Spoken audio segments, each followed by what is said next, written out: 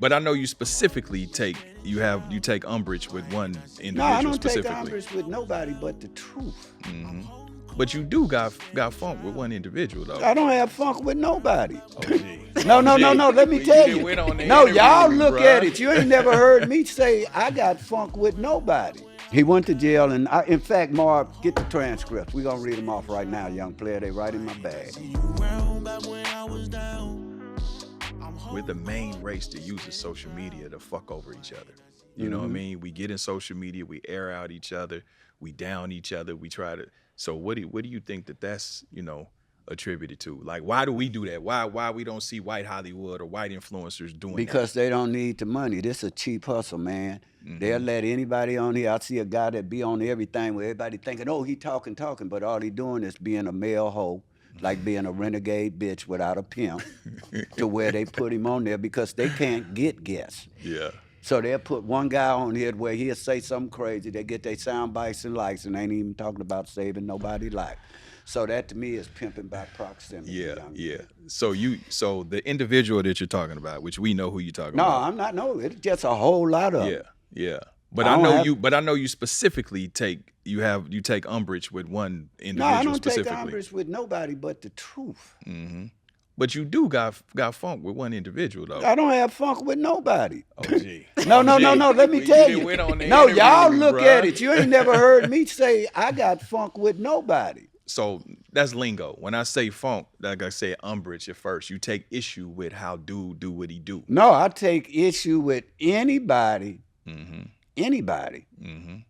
that can sit up and say black kids should be killed, snitching on kids, still going to court. That could be with anybody, not just him. So let's talk about that. Let's talk about that. So yeah, I don't need to talk you about saying no dude? rats. So you said the dude is that he went to jail in 91. He went to jail, and in fact, Marv, get the transcripts. We're gonna read them off right now, young player. They right in my bag.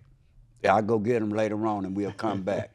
He went to jail in 1991. Okay. 18. When you hear him talk about, I was going to prison. That's not true. By September 22nd, him and his mother and his lawyer secretly went and told to make a deal to testify against the other 14-year-olds and 15-year-olds where they had spent the night together before that.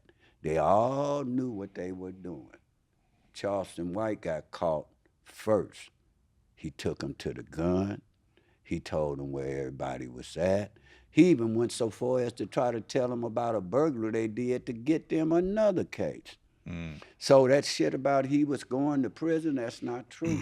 He never was. He turned state's evidence, and I don't want to hear nothing about that's snitching or telling. Here's the problem that I have. I know plenty of people that don't tell. People make mistakes. Ain't nothing wrong with that.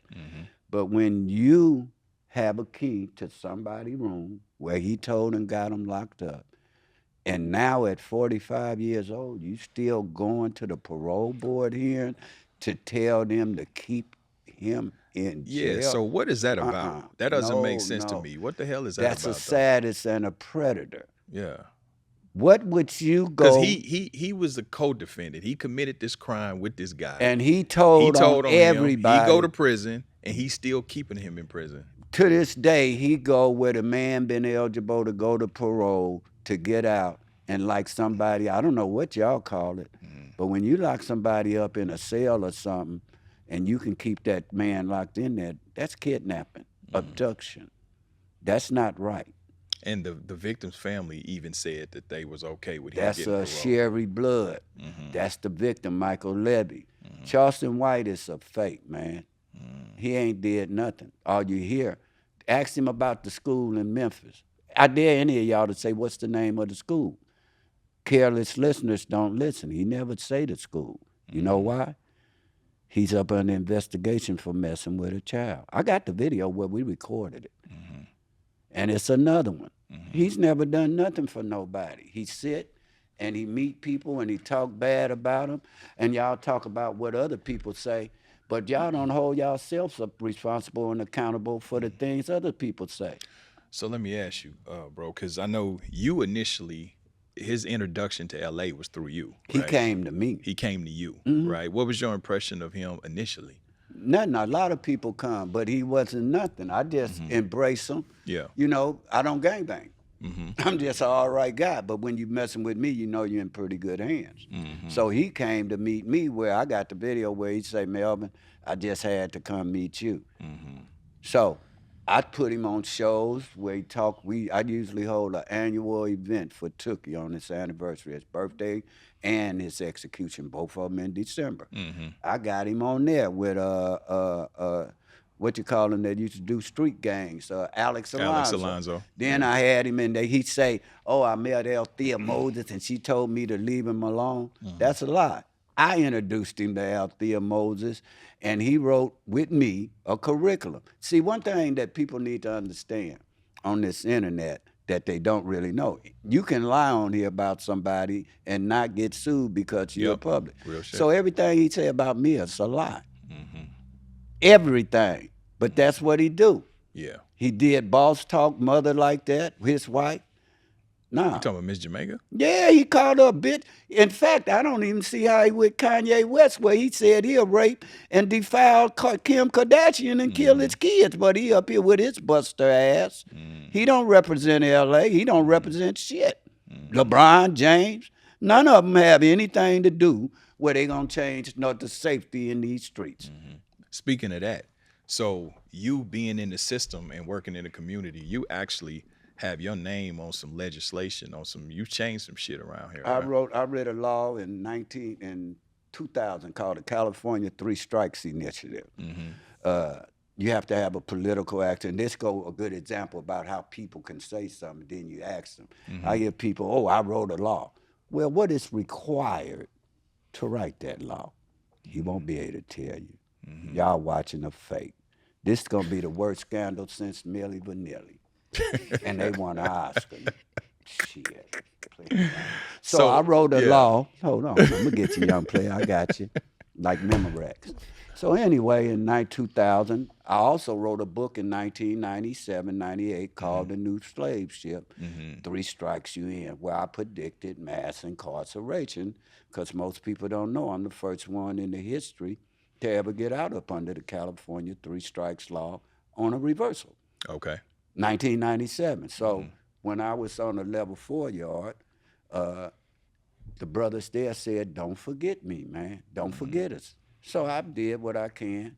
I wrote a book, and I've been bringing awareness to mass incarceration ever since to get them out. So in 2000, with Valerie Monroe, Families to a Men, Three Strikes, which was facts, CATS, California's to a Men, Three Strikes, we created a political action committee, and we created a bill where we put it up for legislation in 2000.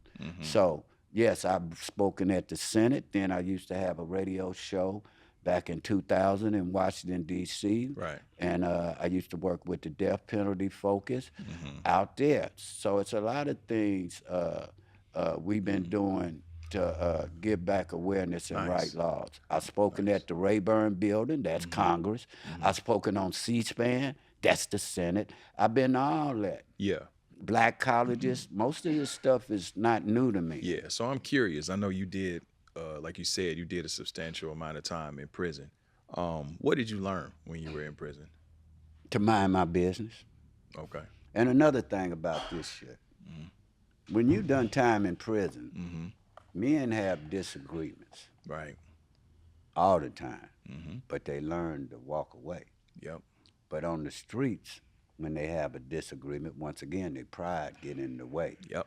And they come and use extreme force. I see so many people Pride go die before the fall. to where they could walk away. Absolutely. And just let it go, but their pride won't let them do Their it. pride's Their pride's a a motherfucker, motherfucker, man. Like I always say, bro, the cemetery full of tough niggas, you know, and the penitentiary full of niggas that had to show them tough niggas what time it was. So it's a lose-lose. If they get caught. It's a lose-lose situation. Because silence is violence. I've never been arrested for not one violent offense, young man. Yeah. But what happens in this game, these guys take it as a badge of honor Yep. to be tough. Yep. Look at you. We don't even say hello to each other. Right. It's where you from. Right. What kind of shit is that? Right. Asking where you from. Yeah. and this type of. So some of these conceptions, particularly about the West Coast. Yeah. You got the South that's been brought up on slavery, count the dudes that look like they from Brokeback Mountain. Yeah. And then we out here in Los Angeles where we're more liberal. Yeah. And they don't understand this. Like you'll hear Mar might say, oh, I'm the oldest living active Piru, and everybody, oh, he gangbanging. No. Right. Marv is in a situation where you got to stay active because they will test you just because you there.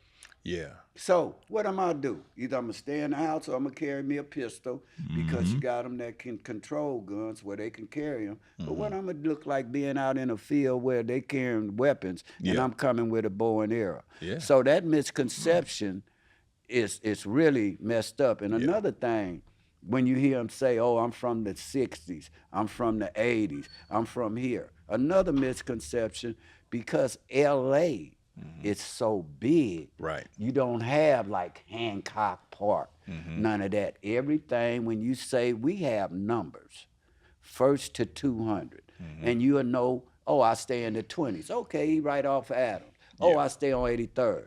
As opposed to when you stay in Atlanta, oh, I stay on Snapfinger Road in Wesley's Chapel. That's when I was in Decatur. But they don't have numbers. So it's very difficult. So when they hear us say names and numbers, they assume we gangbanging, when really that's the area where we're identifying the community in which we stay.